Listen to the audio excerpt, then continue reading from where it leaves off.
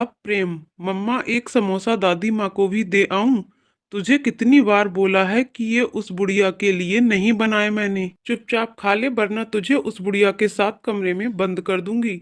Mummy का इस तरह गुस्सा देखकर बेचारी रिंकू चुपचाप खाना खाने लगी। इस घर में दादी माँ के अलावा उसका कोई दोस्त नहीं था, इसीलिए वह हमेशा अपनी दादी के साथ खेला करती थी। पापा की इकलौती संतान होने के कारण दादी माँ के अलावा और कोई नहीं था जो उसके साथ खेल सके। पर कविता हमेशा उसे अपनी सास के पास जाने से रोकती थी, क्योंकि उसका मानना था कि वह एक अभागन है जिसने उसकी पहली संतान बेटे को निगल लिया। अजय आज दुकान से जल्दी ही आने वाले थे, क्योंकि आज कविता का जन्मदिन था।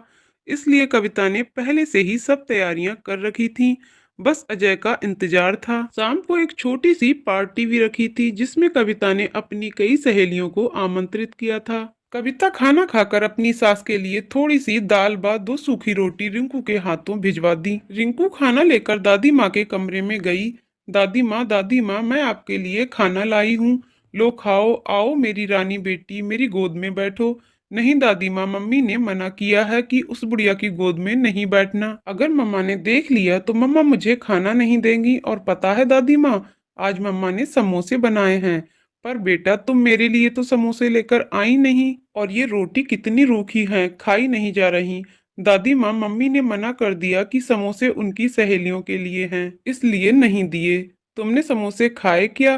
कैसे बने थे? बहुत स्वादिष्ट बने थे दादी माँ। रिंकू के मुंह से ये बात सुनकर बुढ़िया के मुंह में पानी आ गया। रिंकी बेटा, अब समोसे और कितने बचे हैं?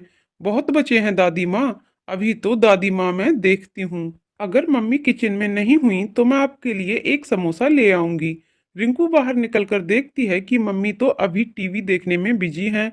चुपके से किचन में घुस जाती है और धीरे से कढ़ा में से एक समोसा लेकर अपने नन्हे हाथों में छुपाए अपनी दादी को लाकर देती है। बुढ़िया जैसे ही रिंकू के हाथों में समोसा देखती है तो वह बहुत खुश हो जाती है और जल्दी जल्दी खाने लगती है।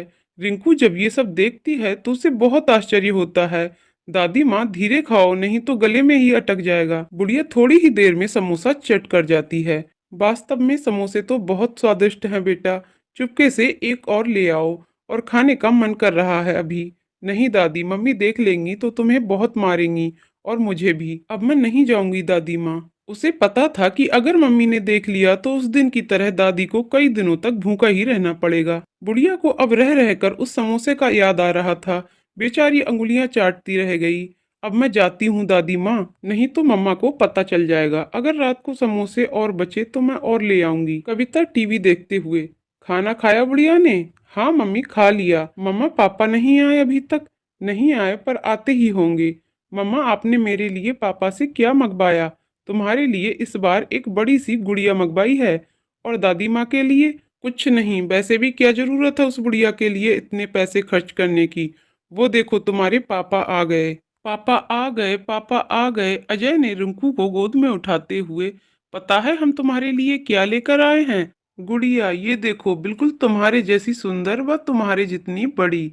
लाओ मैं इसे दादी माँ को दिखाकर आती हूँ।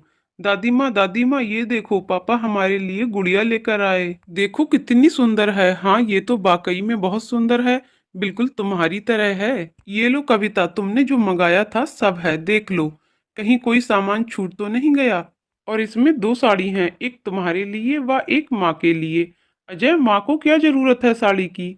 उनके पास तो पहले ही बहुत हैं, इसलिए फालतू की वस्तुओं में पैसे बर्बाद मत करो। कविता, तुम्हें पता है आज हमारे पास जो कुछ भी है वह सब माँ का इकट्ठा किया हुआ है। पर हमारे भी एक लड़की है, और हमें भी अपने भविष्य के लिए धन की आवश्यकता है। अगर हम यूं पैसे खर्च करेंगे तो कल हमारे पास कुछ भी नहीं रह जाएगा। और वैसे भी इस बुढ़िया को तो कहीं जाना नहीं, पूरे दिन घर में ही रहना है। कविता, तुम्हें पता है तुम क्या बोल रही हो? वो मेरी माँ है, और अगर मानो तो तुम्हारी भी। वो मेरी माँ नहीं हो सकती, वह अभागन मेरे बेटे को निगल गई। खबरदार कविता, अगर और एक शब्द मेरी माँ के विषय में बोला तो मुझसे बुरा कोई नहीं होगा। मेरा भी फैसला सुन लो अजय तुम। आज से इस घर में या तो वो बुढ़िया रहेगी या मैं। तुम जा सकती हो, मैं तुम्हारे लिए अपनी माँ को नहीं खो सकता। मैं भी नहीं रहना चाहती अब इस घर में। आओ रिंकू। चलते हैं हम, कभी वापस नहीं आएंगे अब इस घर में। नहीं मम्मा, मुझे नहीं जाना आपके साथ। मुझे दादी माँ के पास ही रहना है। तू भी उस बुढ़िया के साथ रहकर उसकी भाषा बोलने लगी। तो ठीक है, जब शाम को मेरी याद आएगी तब देखना। मम्मा आप मत जाओ प्लीज, मैं किसके साथ सोऊंगी फिर? अपने पापा के पास सोना, मैं जा रही हूँ अब। पापा रोको मम्मी को, नहीं तो वो चली जाएंगी। नहीं बेटा, उसे जाने दो। और अगर चाहो तो तुम भी जा सकते हो।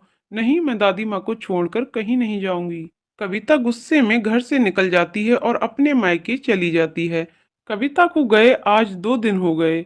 दादी माँ को जब ये पता चला तो उन्होंने 2 दिन से खाना पीना भी छोड़ दिया। कविता हमेशा उसे भला बुरा कहती, यहाँ तक कि खाना भी ढंग से नहीं देती। फिर भी उसकी सास उसकी इतनी ज्यादा फिक्र किया करती थी। उसे बहुत बुरा लगा और वह कविता के घर से जाने का सबसे बड़ा कारण अपने आप को मान रही थी। अजय भी कविता के जाने से बहुत दुखी था। उसे भी समझ नहीं आ रहा था कि वह क्या करे। उसने कई बार कविता का फोन ट्राई किया, पर उसने नहीं उठाया। अजय बालकनी में आज अकेला बैठा सोच रहा था कि आखिर कविता ऐसा कैसे कर सकती है। उसने तो साथ जीने मरने का वादा किया था। कुछ सोचते हुए अजय अपने अतीत के आगोश में खो गया। उसे अपने कॉलेज वाले दिन याद आने लगे, जब कविता उसे पहली बार मिली थी। कितनी अनजान व अजनबी थी वो। भोला मुख, हिरनी सी आंखें व वो उसका यूं शांत स्वभाव, हमेशा दूसरों के लिए जीने वाली। पहली ही बार में अजय उसमें इस तरह खोया कि उसने सबके सामने उसे प्रपोज कर दिया। और कविता भी उसके इस साहस को देखकर उसे ना नहीं बोल सकी। कितनी अच्छी थी वो जिंदगी, ना कोई गम था, ना कोई समस्या, और ना ही किसी का कोई दबाव। बिल्कुल स्वतंत्र, किसी आजाद पंछी की तरह, जिसकी ना कोई राह होती है और ना ही मंजिल।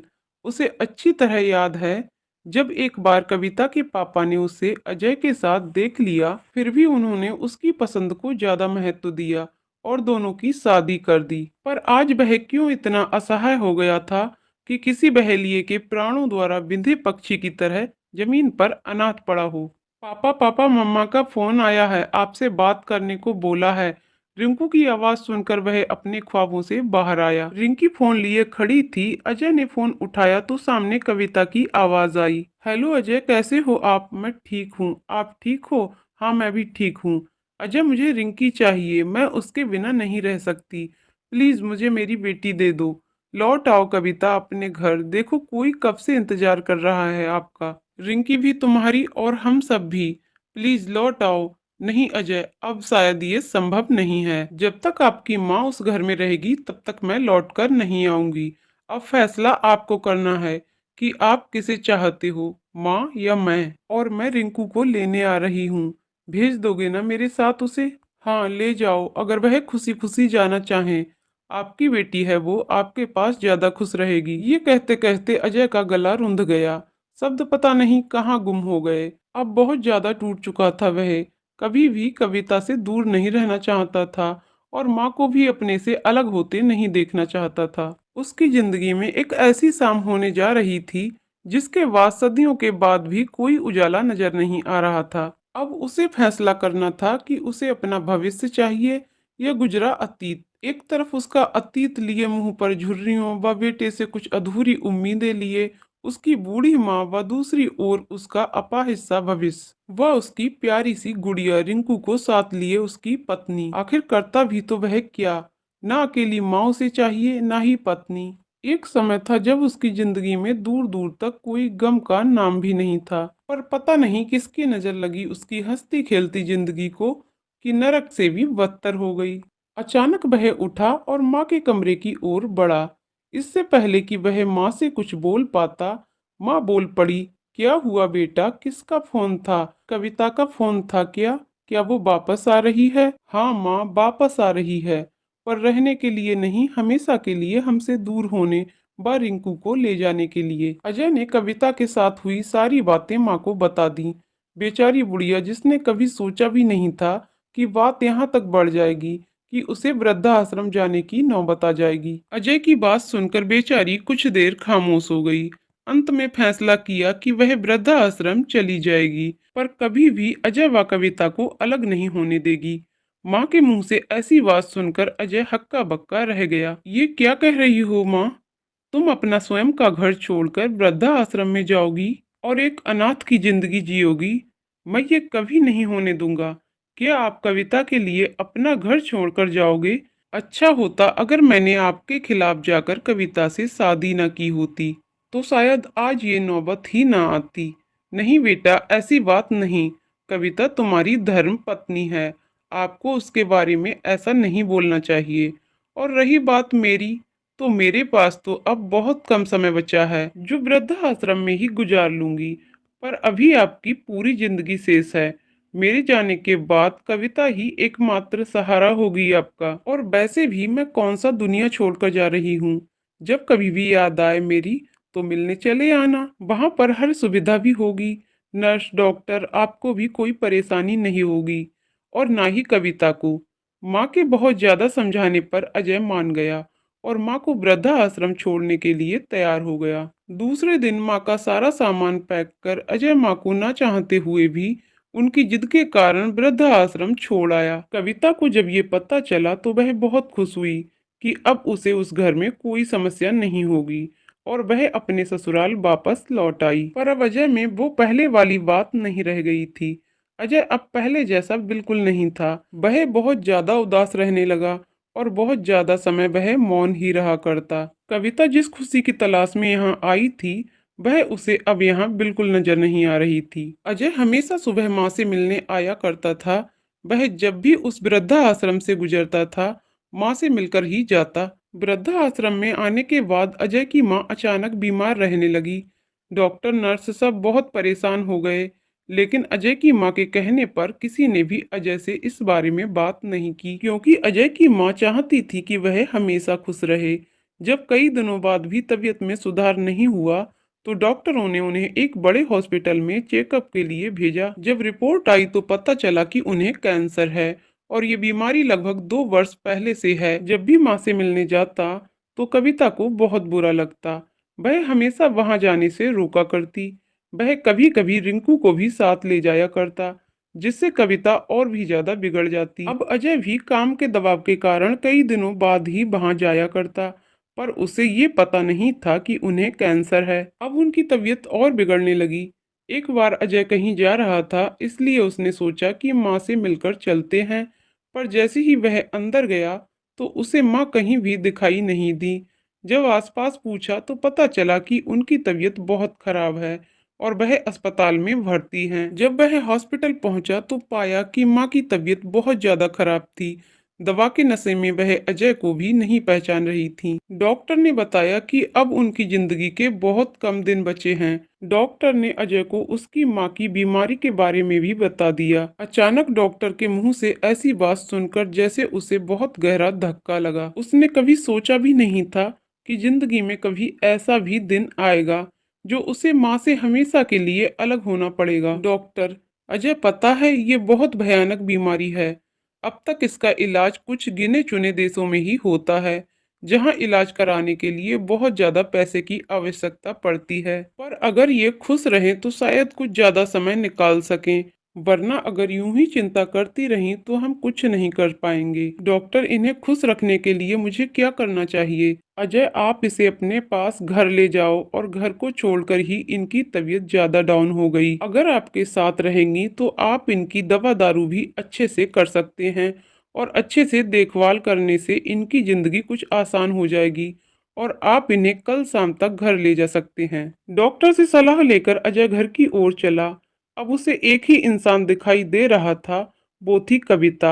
उसे मनाना शायद उसके बस की बात नहीं थी। उसे अच्छी तरह पता था कि वह इसके लिए कभी नहीं मानेगी। पर अगर माँ को घर नहीं लाया गया तो बहुत बड़ी अनहोनी हो जाएगी। जब अजय घर पहुंचा तो रिंकी भागकर उसकी गोद में चढ़ गई।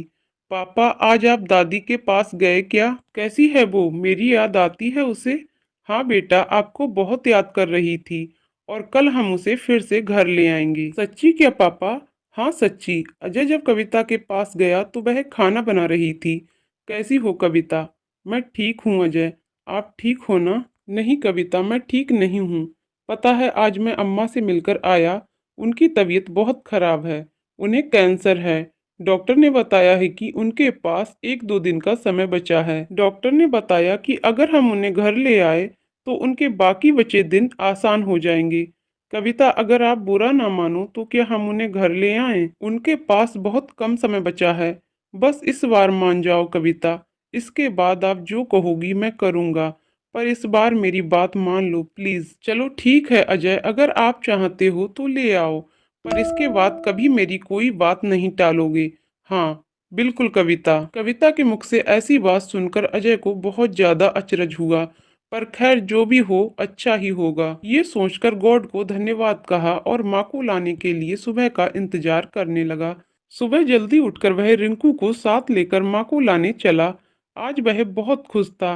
अपने सब दुख दर्द भूल गया था। वह तो ये भी भूल गया था कि जल्द ही उसकी माँ उसे हमेशा के लिए अकेला छोड़कर अलविदा कह जाएगी। रिंकू को साथ लिए वह उस हॉस्पिटल पहुंचा, पर जैसे ही वह माँ के कमरे की तरफ बढ़ा, उसके होश उड़ गए। आंखों के आगे अंधेरा सा छा गया और आंखों में आंसुओं का समंदर उमड़ आया। उसकी माँ अब तक उनसे बहुत दूर जा चुकी थी, हमेशा के लिए उन्हें छोड़कर, प्यारी रिंकू को छोड़कर। आज कविता की भी समस्या हल हो चुकी थी। अब वह कभी भी अपना घर छोड़कर नहीं जाएगी। डॉक्टर ने बताया कि रात को उनकी तबीयत बहुत ज्यादा खराब हो गई और जोरदार खांसी के साथ रक्तस्राव होने लगा और देखते ही देखते उनकी सांसें उखड़ गईं। तो दोस्तों, आपको कहानी कैसी लगी कमेंट करके जरूर बताइएगा। कहानी पसंद आई हो तो वीडियो को लाइक शेयर करें और चैनल को सब्सक्राइब करें। वीडियो को पूरा देखने के लिए बहुत बहुत धन्यवाद दोस्तों।